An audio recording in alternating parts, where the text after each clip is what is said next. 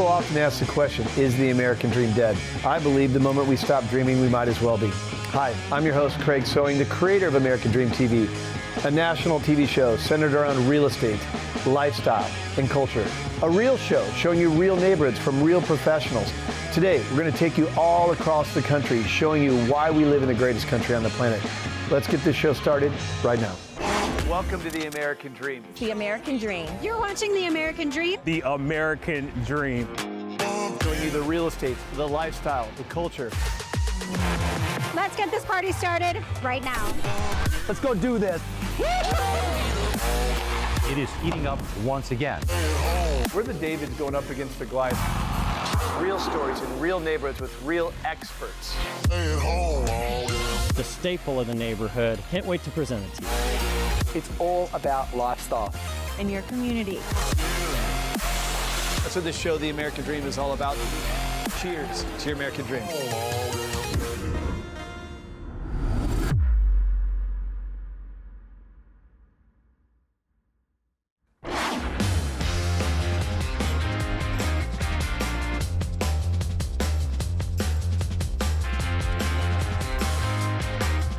Hey, I'm here at Titletown District in the shadows of Lambeau Field right behind me, which is why I'm holding this football. I'm so excited to show you one of my favorite restaurants in Green Bay, Hinterland Brewery, right behind me over here. My name is Zaid Jazrawi, and I want to welcome you to the American Dream TV.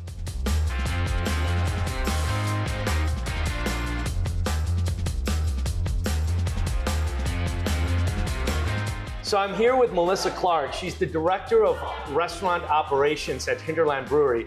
Melissa, how long has the restaurant been in business? Hinterland's been in business for 30 years. Wow, 30 years. Yeah, it's our anniversary this year and we're super excited. Oh, this is awesome that we're celebrating and doing this on your anniversary. Yeah. Well, let's go check it out.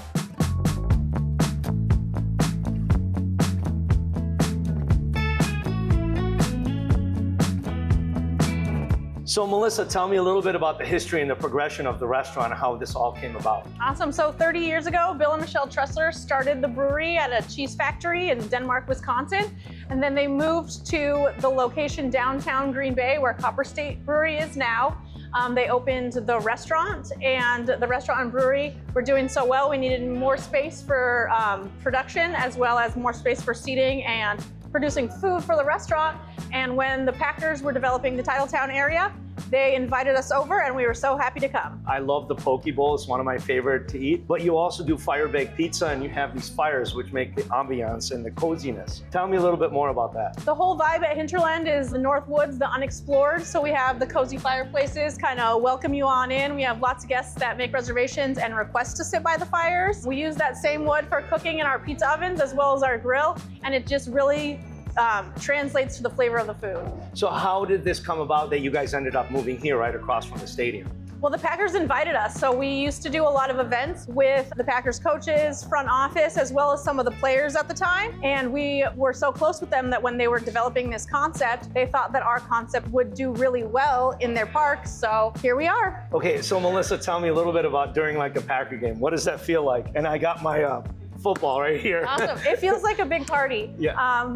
The Green Bay fans and the opposing fans having a beer together, cheersing, just hoping that their team does well.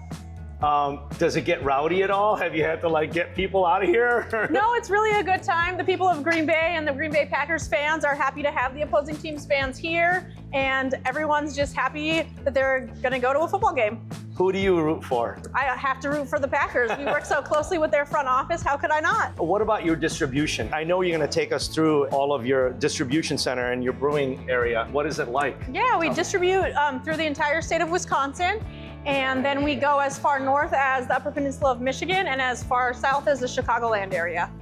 Wow, amazing.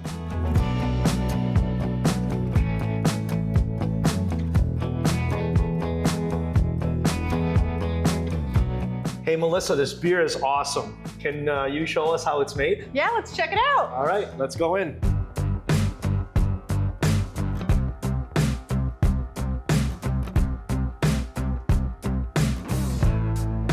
Okay, Bridget, so tell me a little bit more about what you do specifically. Okay, what I do specifically back here is we do wear a lot of hats back here since it is a smaller brewery, but what I do is I do a lot of the quality assurance checks, so tasting it, microbiological stuff, canning, packaging. So, okay, tell me, from the time that you start the brew till the time that it's in the glass and it tastes so good, Yeah. what's that process? How long does that take? It takes about anywhere from 3 weeks to a month.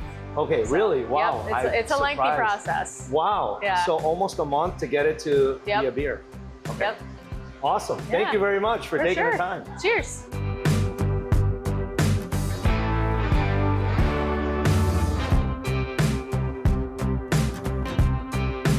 Thank you for joining me today. I hope you enjoyed our tour of Hinterland Brewery.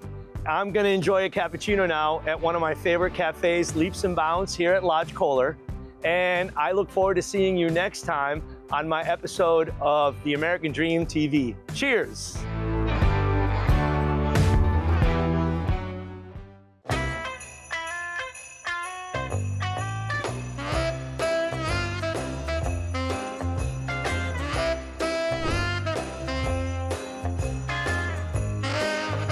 I'm Patrick Rebman, your lifestyle and real estate expert, and this is The American Dream. Today, I'm stepping into the heart of New Richmond to showcase why it's not just a wonderful place to live, it's also the perfect spot to embrace the magic of the holidays. From snowy landscapes and family traditions to dazzling lights and that unmistakable small town warmth.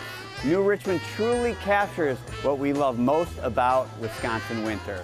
So grab a cup of cocoa and join me as we explore Hometown Holiday and everything this thriving community has to offer.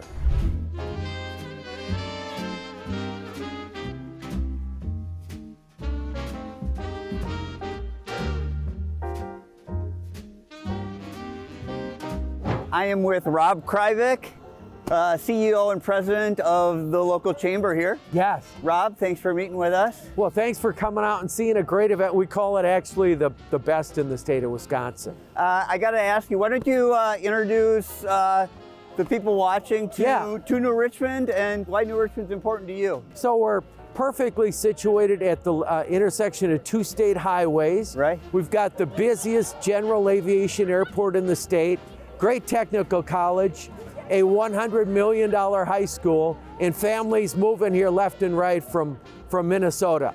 And this is a wholesome event. A lot of people, we've had it 7 years, and everybody and every year says it reminds them of a Hallmark movie. Right. So it's a throwback to a simpler time. You know, 3 years ago, coming out of the pandemic, it was 45 degrees, and there was a lot of pent-up interest in just doing something. Right. So we had 6,000 people attend this wow. event. And it looked like a Lady Gaga concert going down Knowles Avenue here.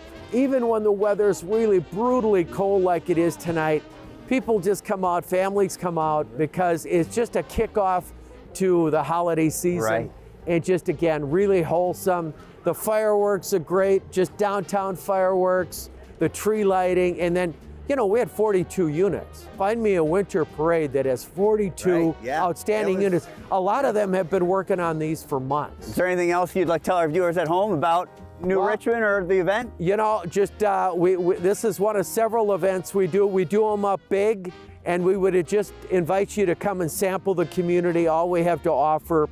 And again, just a great atmosphere in this town. You get a suburban mix, but you know, most of all, you get a really safe small town feel. So Merry Christmas, everybody. Hey, thanks, to Rob. you. Thank you so much for being Great here, event. and hope you come back again. Thank you.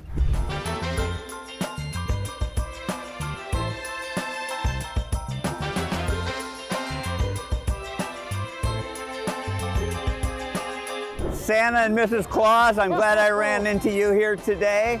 I got a couple questions. You see communities all over the world. Tell me what makes New Richmond special. There is so much about New Richmond that I love. The community is full of just wonderful people. They're so friendly, and there's so many restaurants and outdoors things to do, and bars and shopping. It's an amazing place to live. I love coming down here every year. This is like where we do our spring break from the North Pole, really. And then the big question I have for you that's been on my mind is, I've been working really hard this year. Did I make the nice list?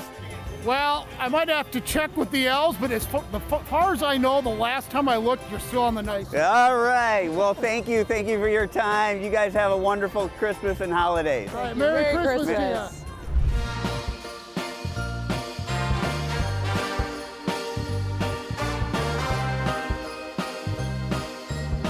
Thank you, New Richmond Chamber of Commerce. Thank you, Mrs. and Mr. Claus. Thank you at home for tuning in. My name's Patrick Rebman, and I'll see you next time on The American Dream.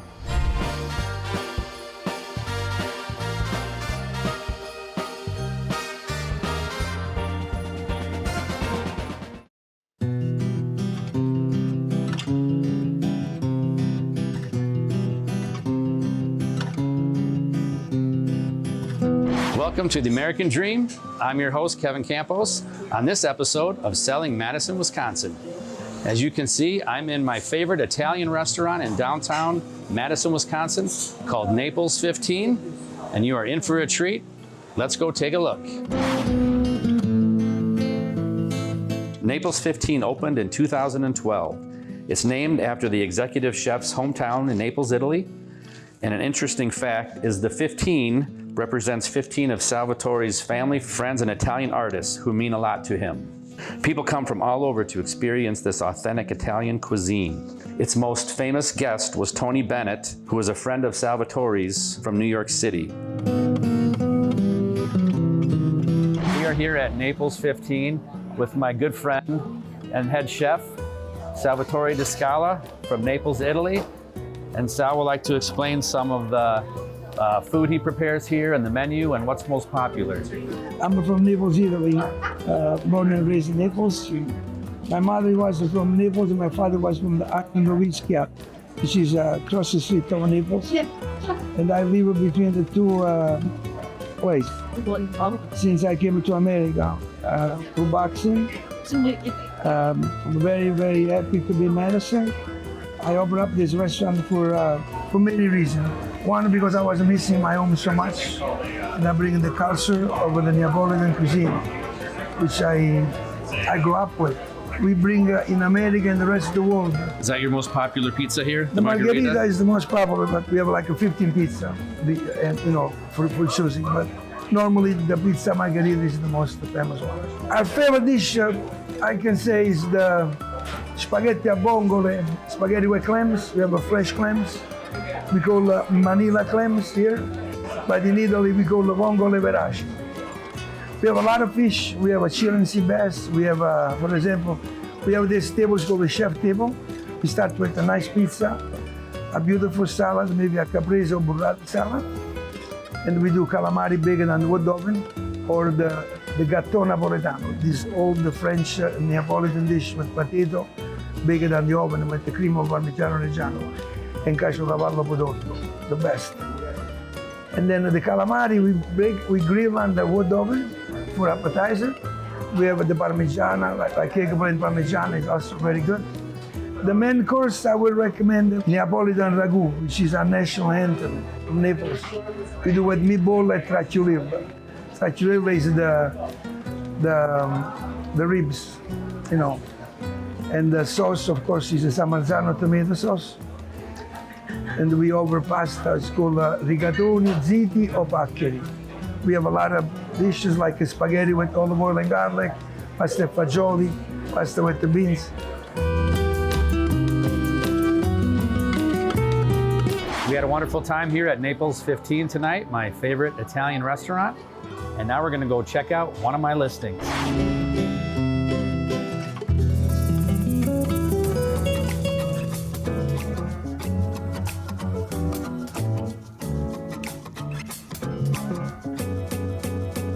Here we are at my listing at 5785 Dolly Drive in the beautiful Harlan Hills in Fitchburg, Wisconsin. Main level has 2,056 square feet, has 3 bedrooms on the main level. We're here with Julie, one of the owners of the home. And Julie, show us what you love about this house. Hey, Kevin. So welcome to our beautiful home. We love it here. We've got this beautiful open concept living area and this gorgeous kitchen. This induction stovetop is fantastic. I'd never had one before, and I won't be without one in the future. It's awesome. And this big island, the backyard is fabulous. In the winter, we have lights in the backyard. So at night, and when we have snow, and then we'll have the lights in the backyard, it's so cozy and nice with the fireplace. And then in the summer, it's just full green and lots of beautiful flowers, and it's just lush and gorgeous. I want to thank Chef Salvatore Di Scala for giving us a tour of the beautiful Naples 15 Italian restaurant. And I want to thank Julie for showing us this beautiful home here in Harlan Hills. I'm your host, Kevin Campos, and we'll see you next time on The American Dream. Keep making a difference.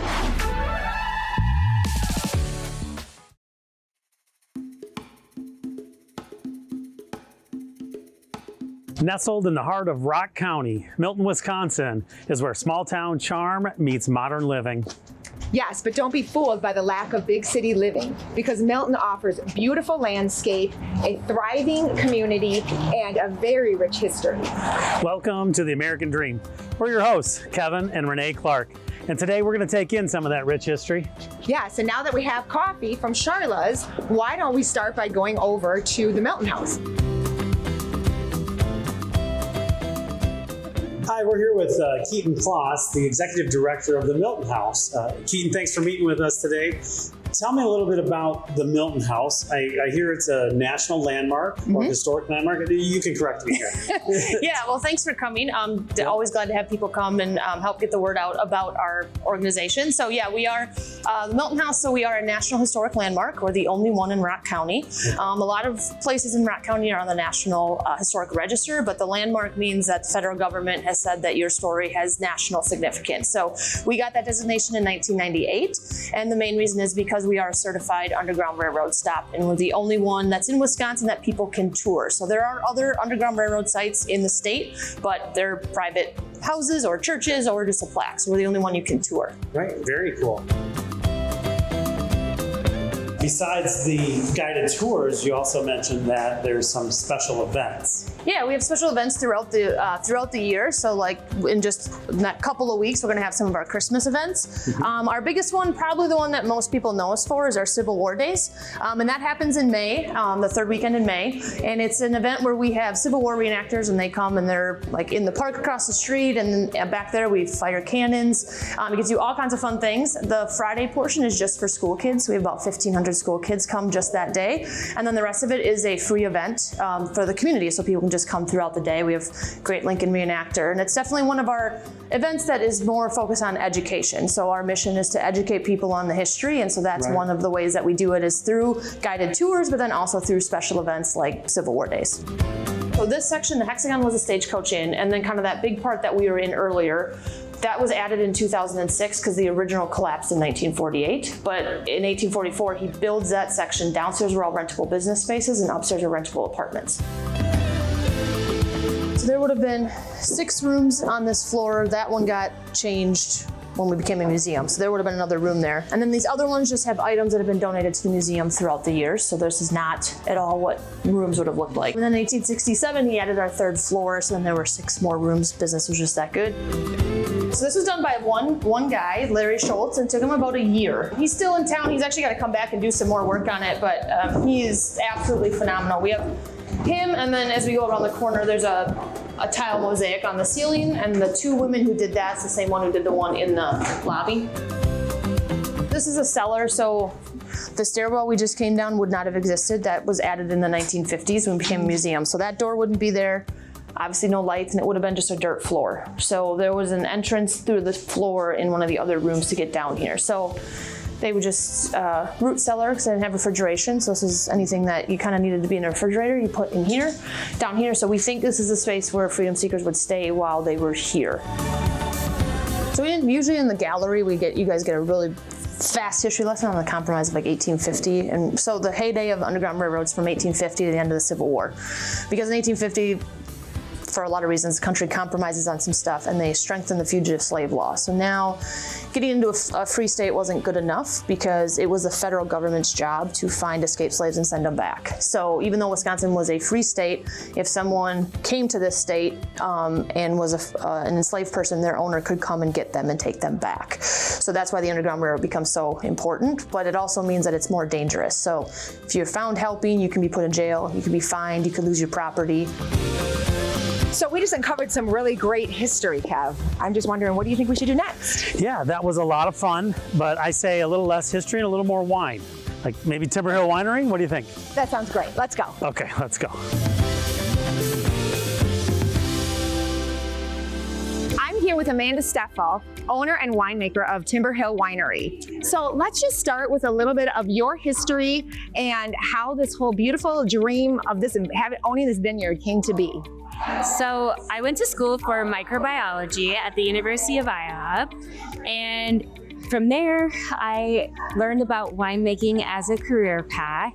I started making wine at home. I really fell in love with the craft of it. People fell in love with what we were making at home, and it all turned into this. I fell in love with it, and here we are. It's been a long journey though. I started in 2015 and we started out small, and after years of growth, we grew into this beautiful. Yeah, so because you had another building actually, you're right before this. Right. The smaller, yep, just down the street. Yes, So, exactly. Okay. Is that where you still make wine? We do still have our production at our old location. We're here sitting in the domes. How long do you have domes up? So we usually put them up the 1st of November, and then we rent them through the end of March. And we've been doing it for a few years now because, as you know, Wisconsin gets a little chilly during that season.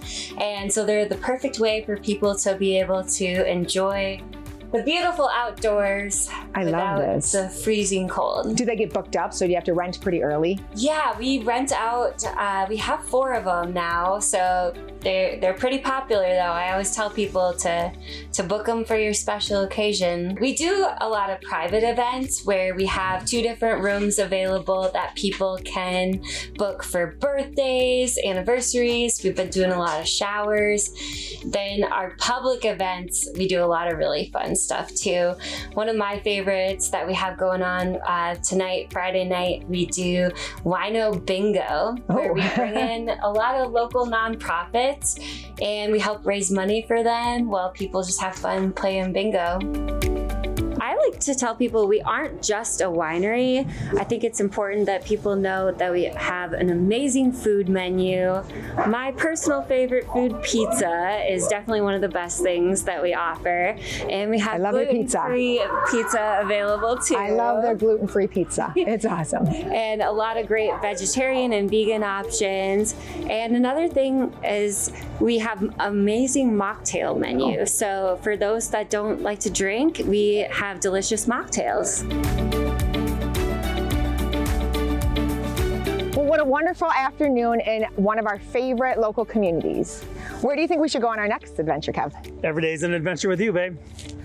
Okay. So, thank you for joining us on another episode of the American Dream TV. We are Renee and Kevin Clark, and until next time, God bless and keep dreaming.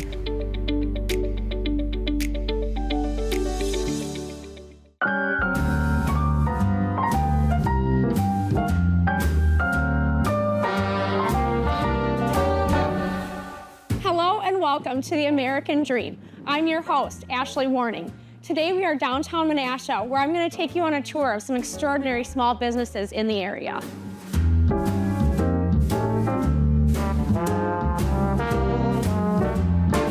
Our first stop today is inside this beautiful, picturesque brick and mortar building built in the early 1900s.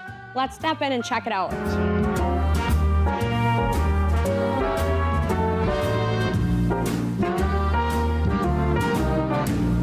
Hi, Sandy. Thank you for welcoming us into your beautiful store, Triage, today. I'd love if you could tell us a little bit about your store and how this came about. Oh, great. Well, I appreciate your coming in. It's really fun to have you here. So Trailage started, I've always had shops in the past. I have an interior design background, but I've always loved plants, and I had never really done a plant store. And so 2 years ago, thought I was going to retire, got bored, thought, okay, I'm going to do a plant store, but make it really different. And so not only do we have really unique plants, but we have beautiful artists that bring things in, just really unusual gifts that I'm always looking for. And so it's just a fun, different plant store. Wow, I'm walking around this store, I see so many unique plants, and you definitely got that down. I just couldn't believe walking through. I also noticed you have lots of pictures in here, and are those vendors? Those are different local artists. There's about 15. So they bring in paintings, macrame, gorgeous crosses, florals, oh my gosh, jewelry, so many different things. Wow, that's impressive. Yeah, it's great. We have beautiful, wonderful local talent. I love it. I hope everyone gets in here and checks out all these plants and all the unique vendors that you have in here. It's definitely not your average store. You walk in here and there's something for everybody. There's something unique, and I just love that. Thank you. Well, thank you for having me in here today, Cindy. I cannot thank you enough. You also recommended a business down the road, and we are going to go check them out next. So thank you. It's so much fun. I take my granddaughter there all the time, and we have a blast. Well, we're going to go check that next store out. Good. That's great. See you there.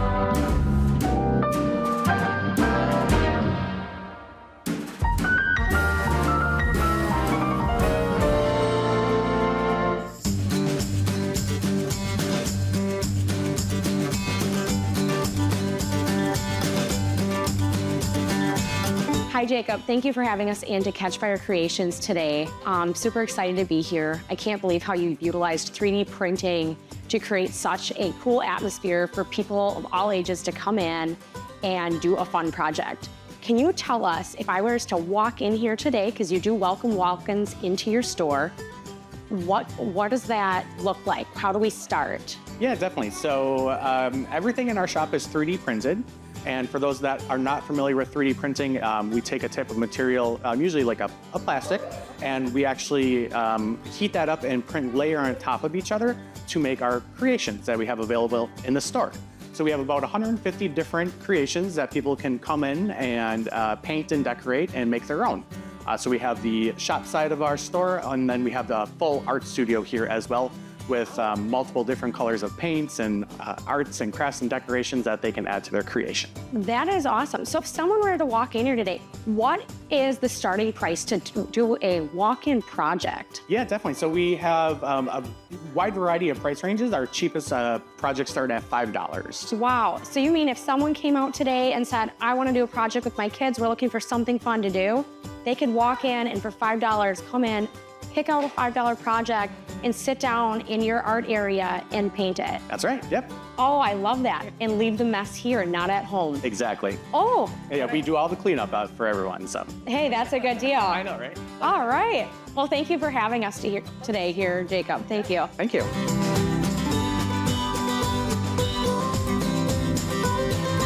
There is so much more to see in this beautiful downtown, but that's all for today. I'm going to start a project. Until next time, I'm your host, Ashley Warning with American Dream TV. I hope you enjoyed today's episode of the American Dream TV. We created this show to combat negative media, to show that the American Dream is alive and well by showing you real stories in real neighborhoods. Thank you so much for watching the show, and cheers to your American Dream.